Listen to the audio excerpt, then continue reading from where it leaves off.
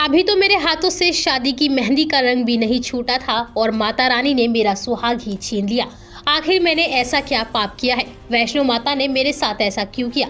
यह सवाल कोई और नहीं बल्कि जम्मू के वैष्णो देवी में 31 दिसंबर की रात हुई भगदड़ में उत्तर प्रदेश के गोरखपुर के डॉक्टर अरुण प्रताप सिंह की मौत के बाद उनकी पत्नी अर्चना सिंह अपनी सास तारा देवी से कर रही है। वह बार बार अपनी सास से फोन पर रो रो कर सवाल करती रही, अम्मा मेरा क्या कसूर है? माता रानी ने मुझसे मेरे पति को क्यों छीन लिया?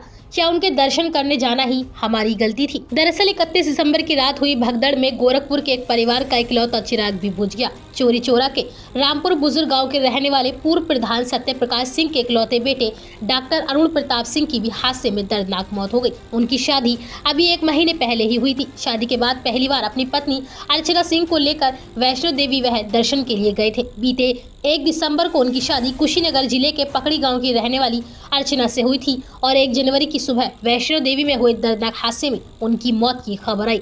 डॉक्टर अरुण यहाँ शहर में शाहपुर इलाके के जेल बाईपास रोड पर हिंद हॉस्पिटल चलाते थे। वह अपनी पत्नी के साथ शहर में ही रहते थे, जबकि माता तारा देवी और पिता सत्य प्रकाश सिंह गाँव में रहते थे।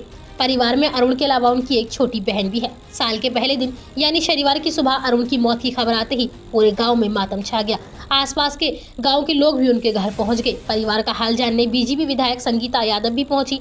अरुण के पिता पूर्व प्रधान सत्य प्रकाश सिंह ने रो रो कर बताया कि अभी बीते 1 दिसंबर को उनकी हमने धूमधाम से शादी की थी। शादी के बाद से बच्चों का बाहर घूमने का प्लान था, लेकिन अरुण का कहना था कि पहले माँ वैष्णो देवी का दर्शन करेंगे, इसके बाद ही कहीं और जाएंगे। इसलिए उन्होंने नए साल का टूर और हनीमून एक साथ प्लान किया था।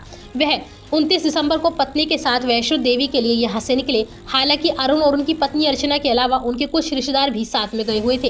अरुण के पिता सत्य प्रकाश सिंह ने बताया कि बीती रात अरुण अपनी पत्नी के साथ दर्शन के लिए कटरा से चढ़ाई शुरू किए थे। इसी बीच देर रात हादसा हो गया। सुबह मौत की खबर आते ही परिवार में चीख पुकार मच गई। अरुण की मां बार बार अपनी बहू अर्चना को फोन पर ढांढस बांध रही हैं।